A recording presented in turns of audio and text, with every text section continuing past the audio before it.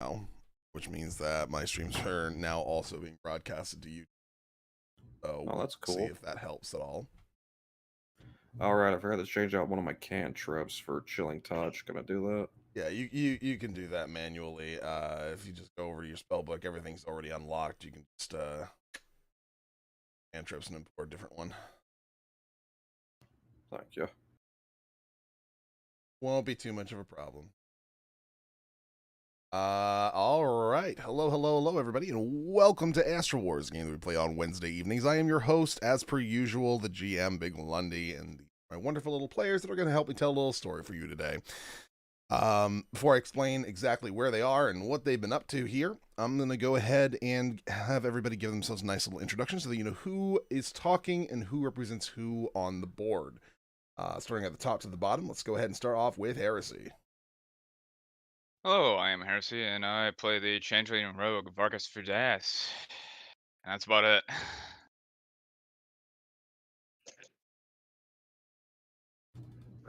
I'm Homie. I play Gregel the Vedalkid Summoner at this point, not just Necromancer.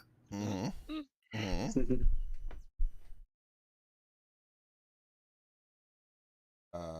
Thorium. Hello, everybody. I am playing Raka Alzuma, Scion of Miramara, titled Lord in the City of Geneva, student of the Archdruids of Oridan. Just got a little more awesome, disciple of the Way of Radiance, and ambassador to the city of Tunarath, the far-traveling Fire Ganassi noble from the city of Brass. I'm Wadamafu. I play Kasimov, the human bard, and we got to level up, so there's new cool stuff to happen for everybody, including me this next session. Maybe we'll see. Hey, I'm Yang. I play Ogma, the barbarian druid, and I've got third level spell slots now, so that's cool. Oh god.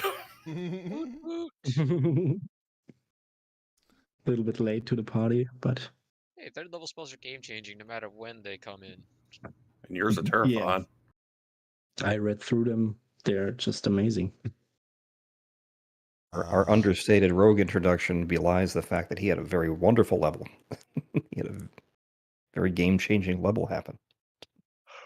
Looking Well, forward it to won't seeing it be play out. game changing until epic levels kick in. Hmm. Then I can take my You got some next spice. 5 yeah. You got a little magic spice now on your sprinkled on your. Hi. Yep. I'll show, don't tell. Got it. So, quick recap as far as the game is concerned. So the group has found out through various means that the world that they're currently populated in is being kind of influenced by these otherworldly creatures known as illithids. And the group has been trying to find a way to mount a counteroffensive against these illithids, who are going to try and attempt to change the world in such a way that it won't be able to support any of the usual forms of life that it does, and then the group will probably dying. So one way in which they are doing that is they have aligned themselves with another alien entity known as the Githyanki, a group of people who were once enslaved by the illithids, who have more or less decided to dedicate the entirety of their existence towards destroying them. Now, the Githyanki themselves are not terribly nice people, but they are the only real allies that one can find in a situation such as this. So, the group is going around activating these ancient Githyanki creches that have been placed on the planet in order to allow for the Githyanki to gather up their numbers and situate themselves on the planet side so they can help to drive back the illithids. The most latest one that they have managed to find was one that was located in the swampy areas of Oridan, the world itself. And heading inside, they had found out that it had actually been taken over by a group of snake cultists. So they went through and cleared out the creche of all the cultists, as well as all the corrupted Githyanki eggs that were still here, that had been turned into these odd sort of Githyanki slash snake hybrids, and then saved what eggs they could before activating a security measure to lock down the creche itself and place it into a pocket dimension until the rest of the Githyanki group that is going to be coming to support them arrives, so that they can help to defend the place as well as retrieve the eggs, and make sure that everything is on the up and up. So the group has found themselves with one additional ally, a earth elemental that was summoned by the leader of this particular group of cultists, and well, a lot of time on their hands, because as it turns out, it's going to take a little bit of time for them to get their allies here. So they're going to spend a little bit of time just kind of bonding, I suppose, would be one way to put it. Having taken the creche and having rendered it more or less safe for them. There is a decent amount of food. There is a decent amount of perishables, anything that they might be able to make their stay here a little bit more comfortable. So the name of the game here is just kind of waiting until the other Githyanki arrive so they can take care of the situation. So we open up with you guys having more or less established yourselves within the creche. You are attempting to just wait the whole thing out, and you have been informed that eventually you will be contacted when the group of Githyanki arrive to take over from here.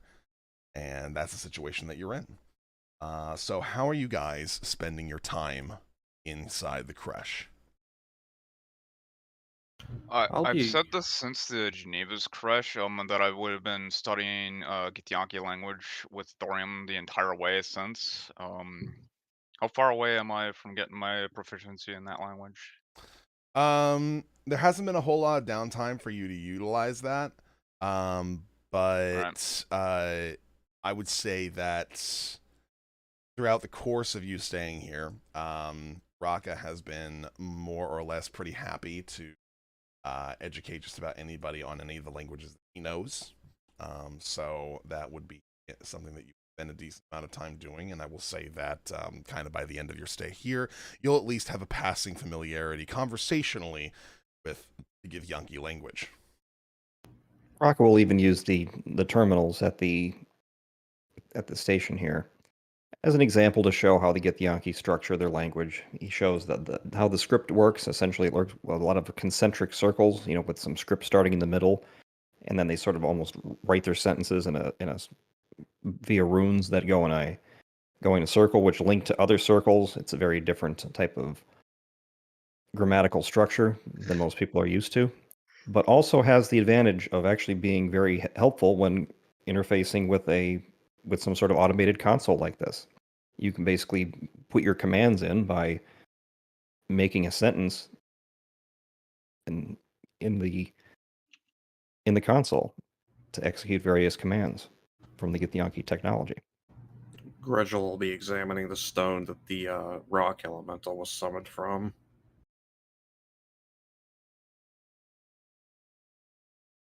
Kaz is like, as Raka's like teaching the languages and stuff, he'll like be paying just enough attention to like maybe pick up on some like keywords and stuff like that, but like probably like quickly realizes like this